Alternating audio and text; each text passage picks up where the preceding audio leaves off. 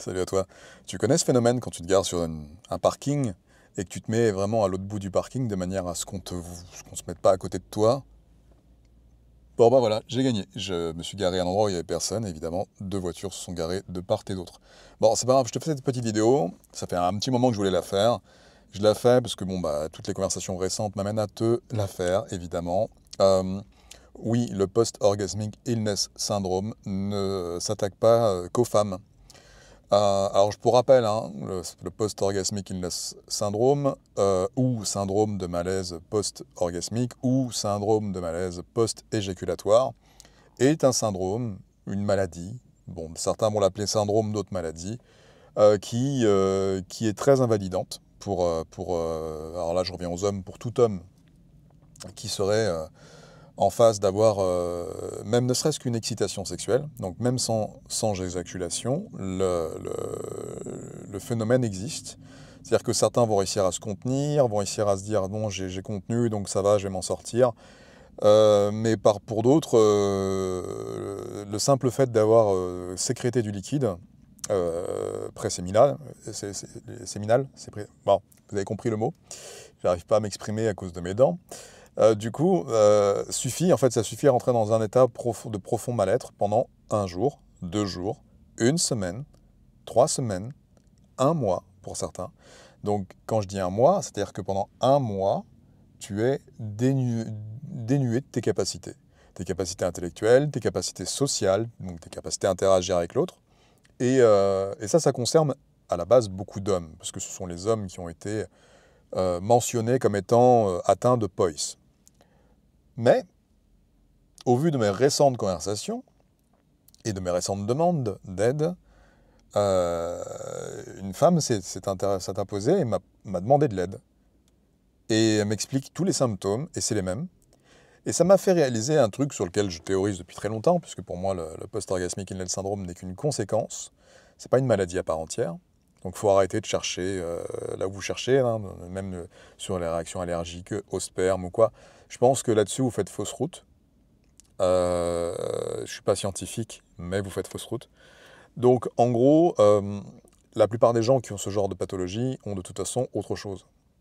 Il y a un syndrome qui apparaît, mais c'est une conséquence d'autre chose. C'est-à-dire qu'en gros, c'est une conséquence d'un déséquilibre du système nerveux et du système digestif. Et les deux vont ensemble. Ce déséquilibre intervient donc dans l'intégralité des systèmes, donc ça devient une maladie systémique, tu vois, donc une inflammation systémique.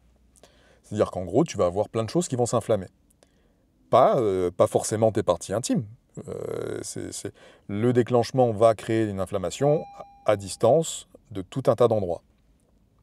Et là, j'ai la voiture qui vient de me dire vérifier système. Alors attends, on va couper. Donc évidemment, ça, je couperai pas.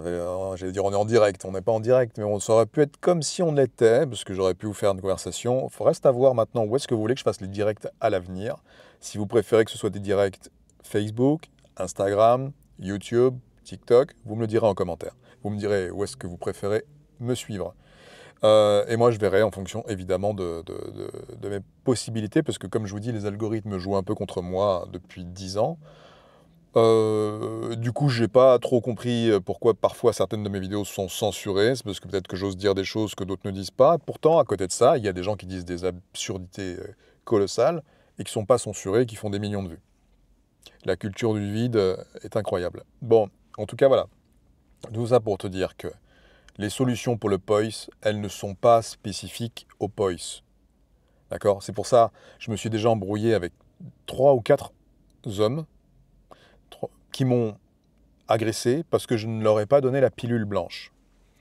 Il n'existe pas de pilule ou de gélule ou de comprimé blanc pour guérir le POIS. Il existe une méthode que j'ai créée, donc une méthode, donc avec une méthodologie, un processus que j'ai créé et qui sert à se débarrasser du POIS. Vraiment. Cependant, ce processus ne contient aucun comprimé blanc. Donc, ça n'existe pas, et ce processus est douloureux. Parce qu'il va faire sortir la plupart des gens qui veulent essayer de leur zone de confort. La plupart des gens qui souffrent et qui sont fatigués, tout ça, veulent rester dans un endroit confortable. Parce que ça leur permet d'avoir l'illusion d'exister malgré tout.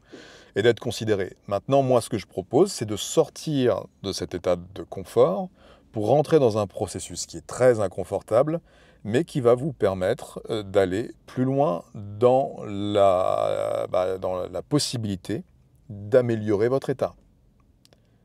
Et ça ne se fait pas en un jour ou une semaine. Ce n'est pas un traitement d'une semaine ou d'un jour. Ce n'est pas un traitement. Il n'y a pas de médicament pour le POIS. Il n'y a pas de médicament pour le syndrome d'excitation génitale permanente non plus. Donc ça, c'est pour la femme, SEGP. Okay, syndrome d'excitation génitale permanente. Il n'y a pas de médicament pour ça. Il n'y a pas de médicament pour l'endométriose. Il n'y a pas de médicament pour ça. Il n'y a pas de médicament pour le SOPK. Il n'y a pas de médicament pour l'adénomyose. Quand je dis il n'y a pas de médicament, il n'y a pas de traitement qui fonctionne. Ok ? Donc il n'y a pas de médicament pour le POIS, que vous soyez un homme ou une femme. Donc s'il vous plaît, pensez autrement. Arrêtez de penser comme on a été évidemment enseigné. Il y a un symptôme, donc il y a un comprimé qui répond, donc on annule le symptôme. Ça marche pour certains symptômes, mais ça ne guérit en aucun cas une pathologie ou ça ne guérit en aucun cas un syndrome. Okay ? Ça peut atténuer des symptômes. Par exemple, si vous prenez du paracétamol, et ben quand vous avez mal là, pendant au bout d'une demi-heure, vous avez peut-être moins mal. Et c'est juste pour camoufler un symptôme. D'accord ? En réalité, vous ne soignez rien du tout. Le mal, la raison pour laquelle vous avez mal, n'est pas guérie par le paracétamol. Ça vous donne juste l'illusion que pendant quelques minutes, on vous détourne votre attention. Et pendant ce temps, votre foie trinque. Et à côté de ça, votre foie, c'est l'organe principal, majeur, le plus important de votre système digestif. Le système digestif est composé de plusieurs organes.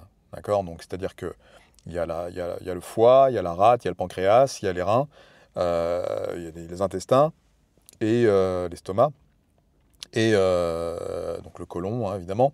Et donc tous ces petits éléments plus ou moins gros et volumineux et longs et larges servent à assimiler correctement les nutriments essentiels et de vos machineries. Et le foie, c'est l'organe qu'il ne faut vraiment pas abîmer. Le foie et le pancréas. Hein. Ce sont deux organes qu'il ne faut vraiment pas abîmer. D'accord ? En fait, je vous dirais, il ne faut rien abîmer. Du tout.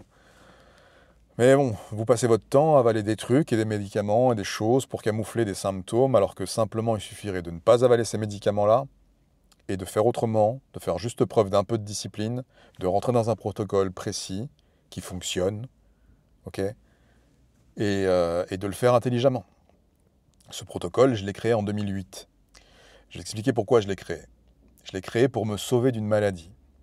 J'ai une maladie inflammatoire multisystémique, plus une maladie neuromusculaire dégénérative, plus une myopathie. Du coup, moi, mon but était de guérir ma myopathie, d'accord ? Une myopathie non étiquetée. C'est-à-dire, sur le plan génétique, on n'a pas trouvé la protéine membranaire qui serait spécifique à la détérioration de ma musculature dans mon cas. Surtout que dans mon cas, ce sont précisément les muscles les plus importants et les plus imposants que j'avais, les plus puissants, qui sont les premiers muscles à avoir réduit en volume, à m'avoir fait souffrir le martyre, jusqu'à vraiment plus d'une dizaine de fois avoir pensé à l'euthanasie. Certains souffrent moins que moi, mais pensent quand même à l'euthanasie. C'est le cas dans le POIS. Il y a des gens qui souffrent de POIS, pour rester dans la catégorie étiquetée POIS, et qui n'ont pas forcément de maladies musculaires, qui n'ont pas forcément de myopathie, qui n'ont pas forcément d'autres douleurs intenses, mais qui pensent à l'euthanasie malgré tout, parce qu'on leur ôte une capacité d'agir. Ça devient un handicap au quotidien, et un handicap invisible. Donc, je suis précurseur en France sur tout ce qui était question des handicaps invisibles. Je pense avoir fait la première exposition en France sur le handicap invisible. Donc je connais très bien ce sujet, puis pour l'avoir vécu dans ma chair et puis pour avoir aidé des centaines de personnes. Alors, vu que je n'ai pas de chance avec... Ah. Attendez. Bon, j'ai eu peur. J'ai eu peur que quelqu'un heurte la voiture dans laquelle je suis assis. Mais bon, c'est bon. Pardon. Oh là là. Donc on en revient à nos moutons. Je disais quoi? La maladie, l'euthanasie. Donc vous n'êtes pas obligé de faire ça. Enfin voilà, c'est ce que je veux dire. C'est qu'il y en a pour une écharde, ils pensent à l'euthanasie. Une écharde dans le doigt. D'autres ont des cancers, d'autres ont des scléroses en plaques, d'autres ont des maladies immunitaires. Et moi, en fait, j'avais un mélange de tout un tas j'avais un melting pot de tout ça, tu vois. Donc une maladie neuromusculaire dégénérative, une souffrance vraiment cellulaire. J'avais vraiment les fibres musculaires me faisaient souffrir, plus des douleurs systémiques, liées à l'inflammation, donc que ce soit aux mains, aux articulations, aux pieds, aux jambes, aux genoux, aux coudes, à la tête, aux yeux, au cerveau probablement, qu'on ne peut pas mesurer. Enfin, on n'a pas mesuré l'inflammation à cette époque-là, mais tout mon corps était en inflammation. Et donc moi, j'ai cherché à guérir de cette pathologie, parce qu'aucun médecin ne m'a aidé évidemment à guérir de cette pathologie. Et j'ai pété un plomb et je me suis intéressé à tout ce à quoi personne ne s'intéresse. Et donc j'ai réussi à comprendre en 2008, après une discussion avec un médecin atypique, qu'il y avait des choses qui cultivaient l'inflammation et qu'on pouvait, sans prendre de médicaments, on pouvait réduire drastiquement l'inflammation. Et c'est ce que j'ai fait. J'ai mis en place un protocole qui dure des mois, qui a duré des années pour moi, mais qui dure des mois, parce que je vous ai raccourci le truc, pour faire en sorte de me débarrasser de ma maladie. Je n'ai pas réussi à me débarrasser de la maladie qui est lourde, qui est la mienne, et j'en avais plusieurs, mais je me suis débarrassé du POIS. C'est pour ça que je suis en train de te dire, il n'y a pas de traitement spécifique au POIS, il y a une méthode qui fonctionne et qui peut te permettre d'en débarrasser. Mais elle te permettra de te débarrasser aussi de l'endométriose, de l'adénomiose, de toutes sortes d'inflammations systémiques, multisystémiques non résolues par la médecine conventionnelle et de pas mal de maladies et de troubles neurologiques. Voilà.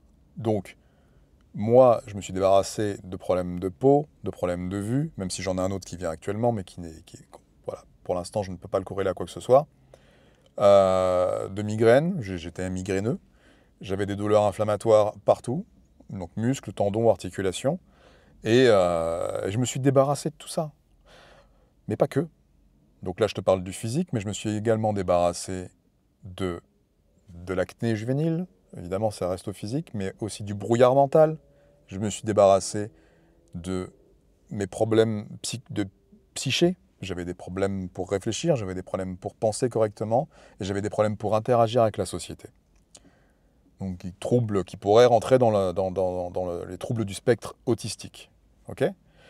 Donc ça, ça fait qu'il y a une solution que je te propose de découvrir avec moi. Et tu la trouveras pas sur les réseaux sociaux, tu la trouveras pas sur Internet, et tu la trouveras encore moins dans un cabinet de médecin. Crois-moi, qui a fait le tour de pas mal de gens, tu ne trouveras pas cette solution là-bas, parce que leur but, c'est de te vendre un comprimé blanc, et le POIS n'est pas soignable par un comprimé blanc. Je t'embrasse, tu me dis ce que t'en penses, et je te dis à bientôt, de l'autre côté.